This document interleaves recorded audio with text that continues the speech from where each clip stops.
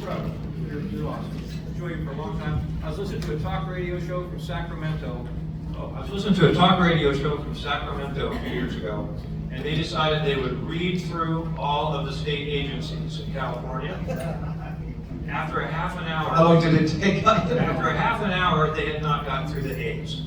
Yeah, it's insane. So, what can we do to hopefully shrink the size of that three agencies below the government? So the good news is, actually, I'll thank you for the question. It's a very important question, and I'll step back a bit and say, it gets to the heart of the two questions that I'm very focused on.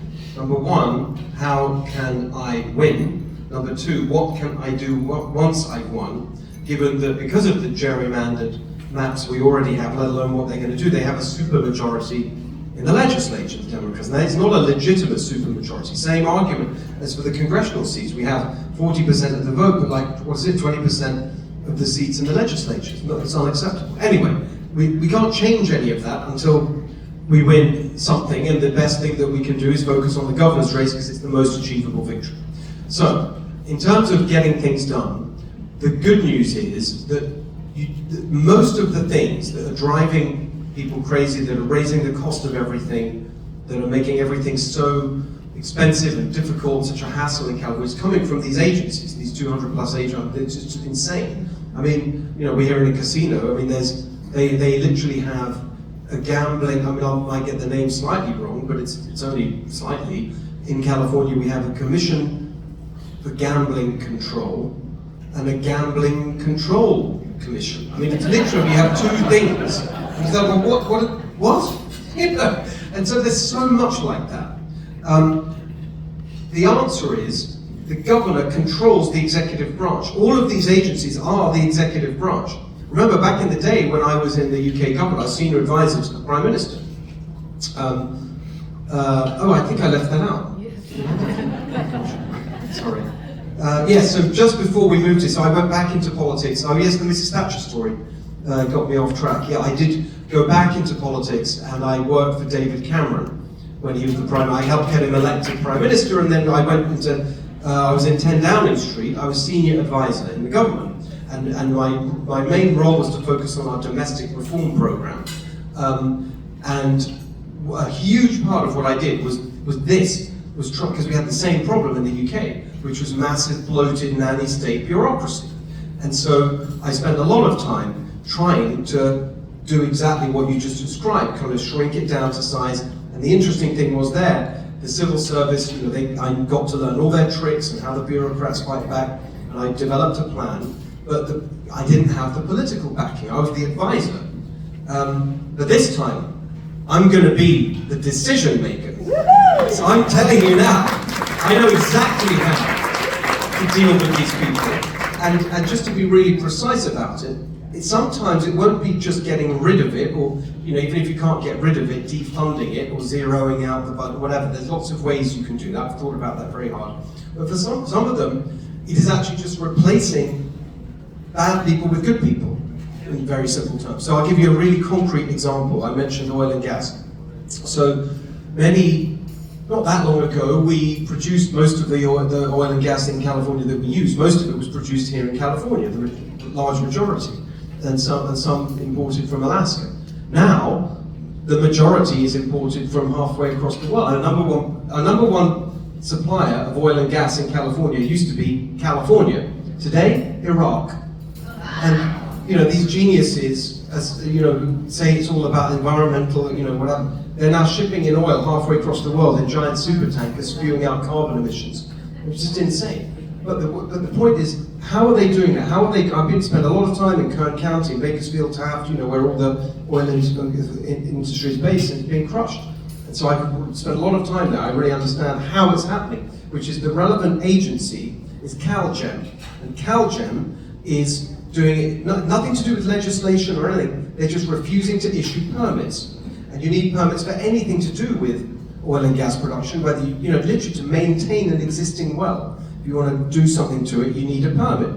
To expand a well, it's called sidetracking, where you have a well, you can do something. I'm not an engineer, but basically towards the end of its life, you can do something that increases, from 5 barrels a day to 100, and extend its life. Or new wells in existing fields. And we're not talking about drilling oil wells in Yosemite. This is just like literally, I've seen it, right in the middle of an oil field. There's a pad, we're ready to go, you can drill a new well. No permits for any of that. Guess what? I can and will kick out the climate ideologues in that agency, replace them with common sense pro-energy people, and tell them, issue those permits like there's no tomorrow. I've spoken to the industry, and just through that, without any legislation or anything else, we think we can double California oil and gas production every 2 years. So that story,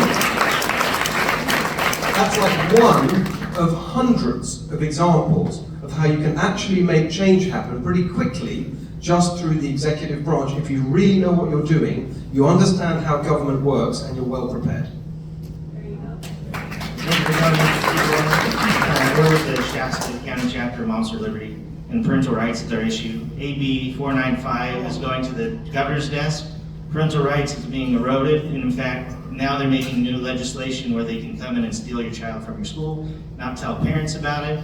When the parents come up, the child could be gone. What can you do to increase parental rights here in California? Yeah, so AB 495 is an obscenity. It's unbelievable to me that they passed it. I campaigned against it very strongly with Pastor Jack Hibbs and many others. Tara Thornton and the great, well, all of you, right? You're all so powerful. This amazing movement for parental rights. I'll give you an analogy. I haven't done the legal work on this yet, but I'm about to, because I was waiting to see if it passed. So I'll give you an example in another kind of related area, not exactly the same. So there's a bill called AB 1266. It was passed in 2013. That's the bill that enables what I think of as a crime of allowing biological boys to compete with girls in sports, be in their locker rooms, all of that. That's from 2013, AB 1266. So I went, I remember this story, it came up especially strongly when we had the track and field championships, the statewide championships in Clovis, in Fresno County, not that long ago, in the summer. And I went there, and I wanted to stand with the people who were protesting, but I also, going back to Charlie, like, what am I going to do about it? Not just what I'm going to say about it, what can I do? And so on my team, I've got a very strong legal counsel, legal advisor. He was Governor Wilson's top lawyer, great guy. And he's working with me, and I said to him, what can I do as governor? Because this is the law. And he said, well, the governor has, and Governor Wilson did this, you have the power to overturn legislation if it violates the California Constitution. And you can initiate that process, and you can instruct the state attorney general to do it, even if they're from a different party. So it's very powerful, but you have to have a good legal case, constitutional case. So in the case of biological boys and girls sports, we've done the legal work. We have a very strong belief that violates the state constitution in two areas. Section 28, which is about safe schools, Section 31, which is about gender discrimination, because it's obviously discriminating against girls. So that's how we'll deal with that. The next question is, if Newsom outrageously signs AB 495, my first call is going to be to my lawyer to put together the legal case as to how I will overturn that outrageous bill if it ever becomes law. Yeah. I just want to say broader point about parental rights, which is the very simple point is, yes, I am whatever I can do on parental rights, again, within the scope of, because you're not going to get anything out of the legislature because they're completely owned by the teacher unions. So it's going to have to be executive action. And so I'm looking at how we can move forward parental rights in terms, well, in all the aspects of it, vaccines and school choice, zip code lottery, all of those things. So the simple question is, well, here's what I'd say. You should know that I'm with you. The question is, I don't want to say things that I can't deliver. So on each of these questions, I'm looking at what can be done through executive action alone.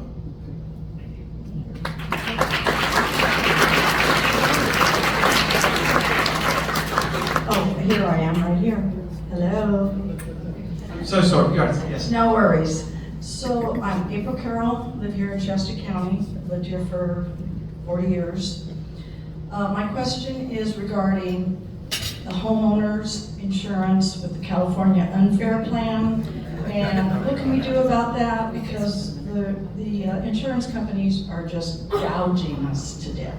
Yeah, well, there's two things going on. They're gouging, but also just leaving.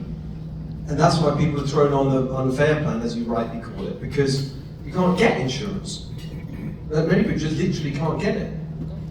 And the unfair plan is just a nightmare. If something goes wrong with that, we are in a massive financial crisis. This is all the direct result of Democrat policies, as every other, with this colossal failure on every front, these Democrats.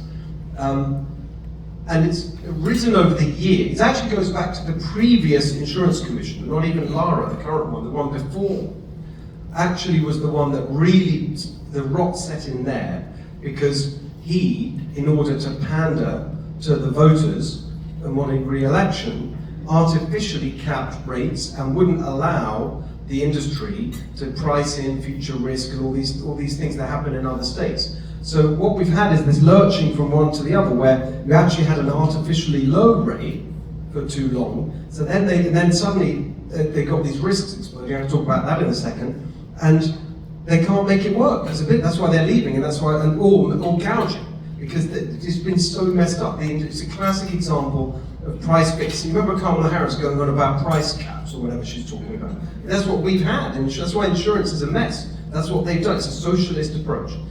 You can add to that the risk increase, which has come from all sorts of things as a direct result of California policies, whether that's the massive wildfire risk, which is way more elevated than it should be because of the lack of forest management, or with auto insurance, the crime risk, because they totally soft on crime, and so people are stealing catalytic converters and no one's doing anything about it, etc. Right? So everywhere you look, the risk has gone up because of their policies. The industry hasn't been able to properly price that.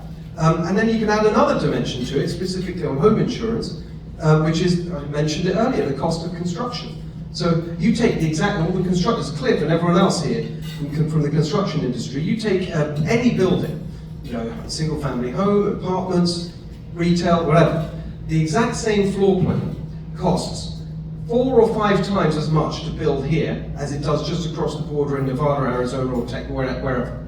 Entirely as a result of these regulations that they've got.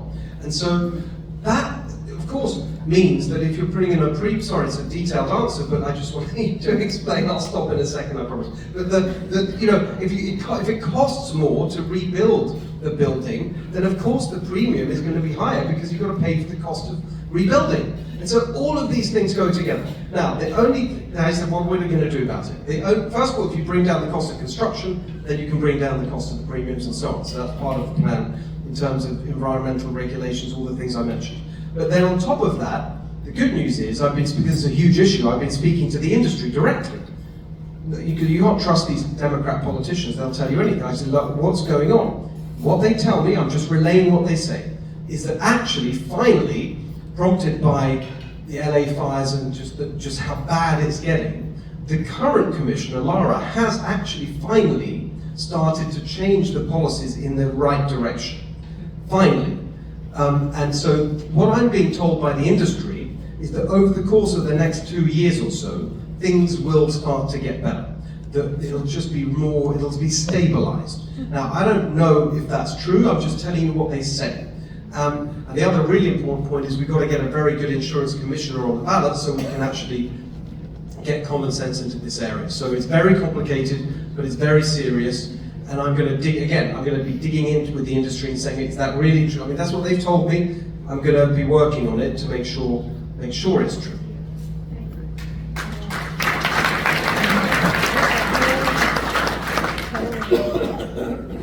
Hi, I'm Tina Nelson from Shasta County, and I was raised with 7 brothers and sisters. My father's in the military, we traveled the world. And number one with my dad was education. His children, his dream came true, 7 children all made it through college. It was a pretty amazing feat. And I remember one time we lived in Sumter, South Carolina. My one sister had to go on a bus 45 minutes up to North Carolina to get the education that he wanted. So I'm single mom, 3 kids. I can't afford that. But I was blessed by being able to go to school here in this town, Shasta Meadows. And at that time, they had a program called Back to Basics. It was incredible.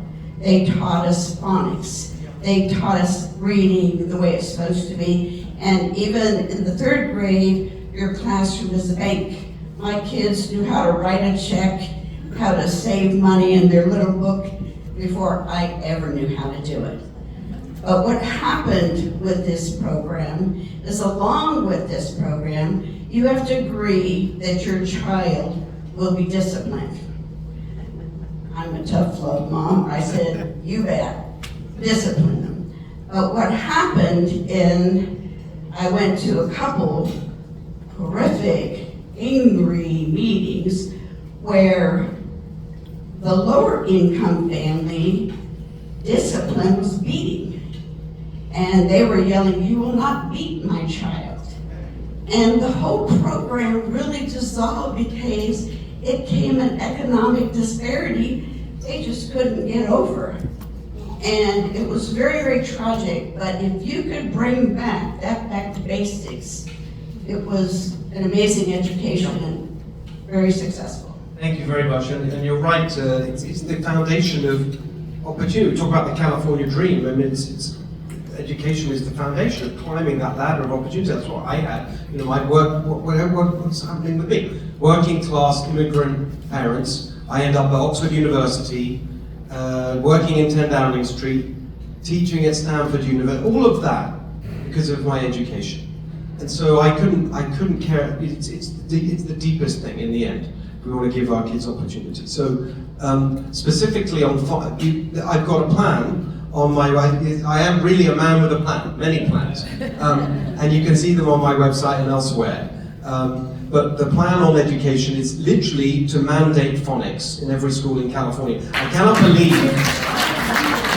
that we're even having this conversation. I mean, this was settled literally decades ago. This was being debated. I mean, it's insane to me. So that's going to happen. And going back to your question over here, sir, we can make that happen because, guess what? The curriculum, the driver of the curriculum in the state of California, the State Board of Education, the governor appoints all 12 members of the State Board of Education. So I'm going to kick out the far left ideologues and put in common sense people like yourself. So we're going to do that, and I completely agree with you about just basic things. I want to go back to Charlie. What did he talk about? Respect, discipline, decent values. That's what we need to get back into our education system. That's what I'm going to be focused on. I think we've got time for one more. Hi Steve, my name is Barbara Klotz. I'm in Tama County. I'm on the high school board for Rutland High School. I'm kind of a two-part question, piggybacking on the last one. So I've been a single mom from the day that this one was born. She's a great kid, and I think you turned out okay. I think you did a good job. We met earlier. I've got a good feeling here. So from the time that she was 11 months old, I had to be on welfare. I was a welfare mom, and I busted my butt on welfare, and I put myself through nursing school. I've been an RN since 2013. I worked in author nursing for 10 years. When I went to apply for welfare, I said, my goal is to get a bachelor's degree in nursing so that I will eliminate the need for social services, not only for the rest of my life, but for her life as well. I was told that they would not allow me to go for a 4-year degree. And I fought like hell to get it done. And I did. And it is went outside of her coming into the world. It's my most proudest moment of my life. My question on that respect is, welfare, the way it's set up in California, is it's an all or nothing system. If you have nothing, you get everything handed to you on a silver platter with no regulations, no activity, no requirements whatsoever, other than you show up, fill out a form, and collect a check. If you get anything, you lose all of it. If you achieve over a certain level of any kind of financial success, savings, have a car that's too new, you lose it all. When I was going through school over the summertime, I would have to I was working as a registry CNA, taking care of people in skilled nursing homes. I had to turn down work over the summertime because if I did not, I would make too much money and I would lose all my benefits for the following semester at Chico State. That's wrong. So I had an idea years ago, I put it up to our people, and it's never gotten any traction. Community, public, private engagement is the theme. How would you feel, or what would you think about making a public-private collaboration, not only with the welfare system, but with our schools, to be able to say, if you collect welfare, whatever amount you get, you pledge 5%, find a percentage that works. Over a period of 10, 20 years, will you pay it back into the system? Not to pay back the government, but to pay forward to that next single mom who's trying to change the trajectory of her family's life. Also, being on the school board, I'm seeing a tremendous lack of tutoring available for those students who are falling behind. They're not the worst of the worst because they don't have an IEP, they don't get all these special services, but they're not the high achievers that don't need that extra push. They're the middle ground. And we have a tremendous amount of retired homeschool teachers, retired teachers, part-time teachers. Why can we not coordinate with the Chamber of Commerce's in every county? There's a public library system in every county, and recruit these teachers who are no longer teaching to bring them back into the fold for a stipend to offer free tutoring in the public library system for every single age group so that kids can get ahead. Okay. What are you doing for the next 4 years? Are you interested in a job as a policy advisor? Sign me up. Sign me up. No, seriously, because I love creative ideas. I love those ideas. I'm being told we have to go, so I don't want to. But I really want to make sure we're connected. I'm looking at Kevin back there because I'd love to follow up on the. I just want to say one thing on each point broadly, and then I'm afraid I do have to wrap it up. One is on the welfare point. I mean, this is a real problem. I mean, just yesterday, I was talking to someone in Sacramento. He owns a couple of hotels, and he was explaining to me, it's a real story. He hired someone, an immigrant. By the way, the story of the immigrant was insane. This is a guy from Afghanistan. It wasn't anything to do with, the military or Turkey or whatever. The US government is under Biden. They literally recruited him. He said, in Afghanistan, come to this place, flew him to America, to Virginia. He wouldn't even ask, they were just offering. To Virginia, and then gave him a house with a fridge stocked full of groceries. Then eventually comes here. It's in Sacramento. He's on benefit anyway. Gets a job as a shuttle bus driver at the hotel. It's a hotel near the airport, near Sacramento Airport. After 2 days, this guy says to my friend who I was talking to, "Could I be paid in cash?" And he said, "No, why? You're on payroll. No, we don't do it like that." He said, "No, well, because I'll lose all my benefits." What are your benefits? $7,000 a month. Right? What's that, 84 grand? Just like for doing nothing. Right? But you add it all up, 87 grand a month. And he said, and they put him in the house, and this is the most shameful part. This is the county. The county said, well, Americans are racist, so don't go to the grocery store. We'll deliver groceries to your house for free. So this is what's going on in our state. It's insane. And it's so offensive to everyone who works hard and does the right thing to see all this going on. So I'm telling you right now, all that is going to end. All of that is going to end. But I do love what you're saying. But again, we have to be thoughtful about the people who are trying to do the right thing within the system, like you.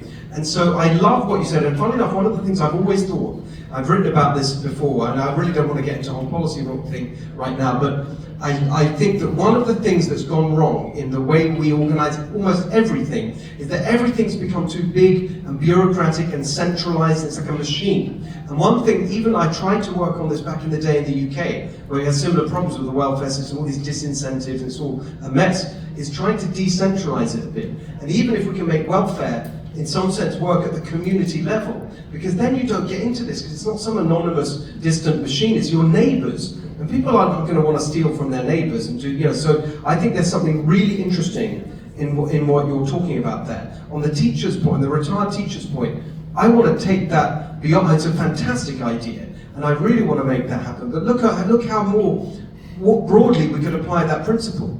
Retired police officers protecting kids in our schools, and retired military, and all these people who serve, and who could be there, and grandparents and childcare. There's so much, I think, that we could do to solve these problems together, with not relying constantly on the government and bureaucracy, but all of us together, right? That's America. That's what we're all about here. We've got to do things together and not rely on the government.